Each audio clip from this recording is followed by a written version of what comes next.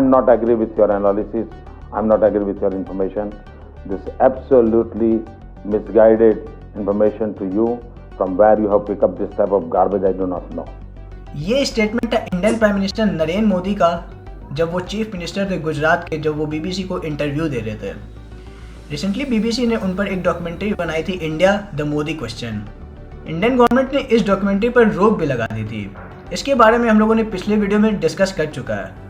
इस वीडियो में हम लोग डिस्कस करेंगे बीबीसी डॉक्यूमेंट्री और रॉयट्स के सच्चाई के बारे में। The BBC documentary row is snowballing by the day. BBC एक यूके बेस्ड ब्रॉडकास्टिंग कंपनी है जो कि रॉयल चार्टर के अंदर ऑपरेट करती है। बीबीसी पर हमेशा से एलिगेशंस रहे हैं कि वो इंडिया को पुअर लाइट और पॉवर्टी में हमेशा से शो करती आई है, लेकिन उसका ये करना उसकी एक रेवेन्यू ग्रोथ की स्ट्रेटेजी है। अमोल पाथ जो कि एक मीडिया एनालिस्ट हैं, उन्होंने अपनी स्टडी में मेजर मीडिया प्लेटफॉर्म्स के रेवेन्यू ग्रोथ को स्टडी किया था। इस रिपोर्ट के अकॉर्डिंग बीबीसी ने मार्च 2019 से लेकर मार्च 2021 तक इंडिया में 173% तक ग्रो किया था, जो कि उसके ग्लोबल ग्रोथ से 5% ज़्यादा था। और ये वही वक्त है जो उस वक्त इंडिया में फार्मर प्रोटेस्ट, CA/NRC प्रोटेस्ट, जाहिर सी बात है इस वक्त बीबीसी के पास काफ़ी एंटी इंडिया कवरेज पॉइंट्स थे।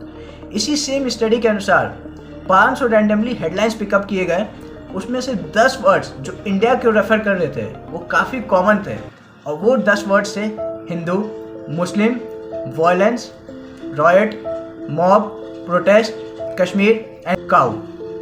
और ऐसा पहली बार नहीं है जब किसी इंडियन गवर्नमेंट ने बीबीसी की डॉक्यूमेंट्री पर रोक लगाई हो। इसके पहले इंदिरा गांधी ने भी, जब बीबीसी ने कोलकाता सिटी के ऊपर एक डॉक्यूमेंट्री बनाई थी, उस डॉक्यूमेंट्री में कोलकाता सिटी को फुल ऑफ पॉवर्टी शो किया गया था। उस वक्त भी इंदिरा गांधी के गवर्नमेंट ने बीबीसी डॉक्यूमेंट्री पर रोक लगाई थी।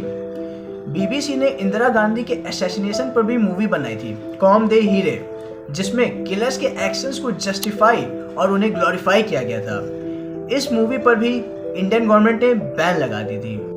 अब बढ़ते हैं आगे रॉयट्स की तरफ। 2008 में सुप्रीम कोर्ट ने SIT यानी स्पेशल इन्वेस्टिगेशन टीम का फॉर्मेशन किया था, और इस टीम को लीड कर रहे थे R.K. Raghavan. R.K. Raghavan farmer CBI director रह चुके हैं, जो कि एनडीए गवर्नमेंट के अंदर 1999 से लेकर 2001 तक के बीच में वो CBI के डायरेक्टर थे, और वो साथ ही में रिपब्लिक ऑफ साइप्रस के भी हाई कमिश्नर थे एनडीए गवर्नमेंट के अंदर 2017 में। उन्होंने लेटेस्ट अपनी एक बुक लॉन्च की थी जिसमें उन्होंने नरेंद्र मोदी को काफ़ी प्रेज किया था इन्वेस्टिगेशन में उनके साथ देने के लिए। इसी SIT के रिपोर्ट के बेसिस पर नरेंद्र मोदी और उनके साथ 62 लोगों को सुप्रीम कोर्ट ने क्लीन चिट दे दिया था।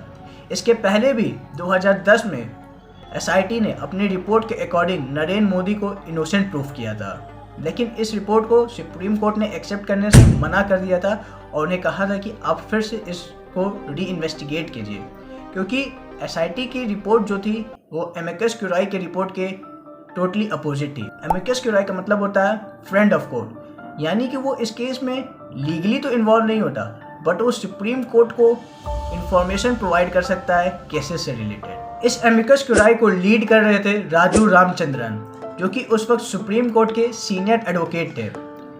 एमिकस क्यूराई के रिपोर्ट के अनुसार गुजरात पुलिस और चीफ मिनिस्टर को पहले ही फैक्स मैसेज के द्वारा दंगे के बारे में अलर्ट कर दिया गया था, फिर भी उनकी तरफ से कोई एक्शन नहीं लिया गया था। इस पर SIT ने अपना जवाब दिया था कि ये फैक्स मैसेज टोटली फेक और फैब्रिकेटेड है, जिसको संजीव भट्ट ने बनाया था।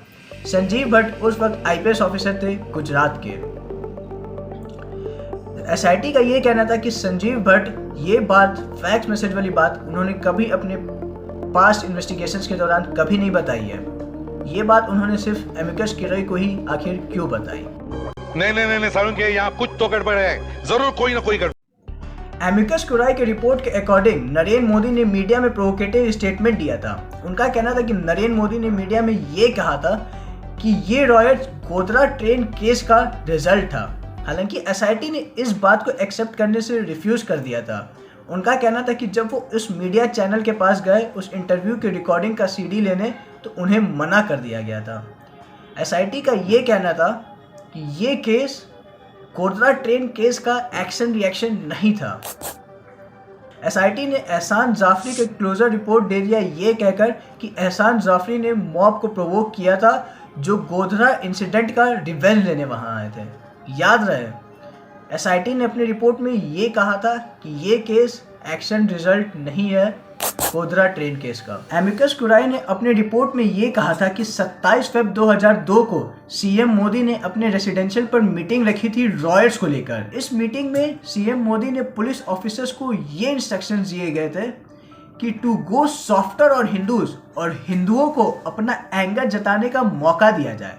हालांकि इस बात को एसआईटी ने टोटली रिफ्यूज कर दिया था ये कहकर कि ये पॉइंट टोटली संजीव भट्ट के टेस्टिमनी के बेसिस पर है, जो कि उस वक्त वो मीटिंग में प्रेजेंट ही नहीं थे। और इस बात को उस मीटिंग में मौजूद 7 लोगों ने भी माना था कि संजीव भट्ट उस मीटिंग में प्रेजेंट नहीं थे।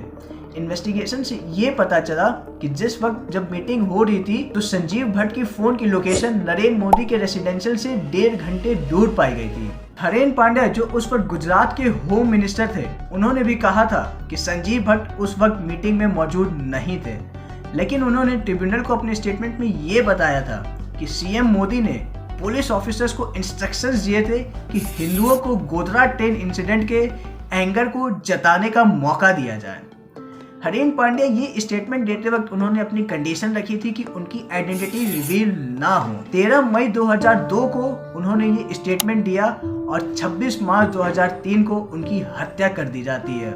उन्हें शॉट डेड कर दिया गया था जब वो अपने कार में बैठे थे। अगर आपको याद हो तो सिद्धू मूसेवाला को भी सेम तरीके से मारा गया था जब वो अपने कार में बैठे थे। तो एक बार आप सिद्धू मूसेवाले की कार को देखिए और एक बार हरेन पांड्या के कार को। एक बार आप सिद्धू मूसेवाले की कार और एक बार हरेन पांड्या के कार को। 2007 में पोटा कोर्ट ने इस केस से related Asgar Ali main accused के साथ 12 लोगों को सजा सुनाई। हालांकि हरेन पांड्या के फैमिली मेंबर्स का एलिगेशन है कि इसमें डायरेक्टली इन्वॉल्व है नरेंद्र दामोदर दास मोदी। उनके फादर का ये कहना है कि हरेन पांड्या मुस्लिम्स में काफी ज्यादा पॉपुलर थे और उन्हें एक मुस्लिम्स मार दे ऐसा नहीं हो सकता।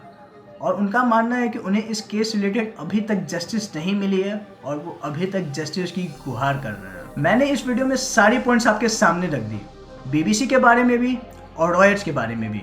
अब आप क्या सोचते हैं नीचे कमेंट सेक्शन में बताएं। अगर मोदी पर जो इल्जाम लगाए गए हैं और उसमें रत्ती भर भी सच्चाई, अगर 100 इल्जाम है लेकिन एक में भी सच्चाई हो, मैं मानता हूं भारत के उज्जवल भविष्य के लिए चौराहे पर खड़े रख करके मोदी को फांसी देनी चाहिए।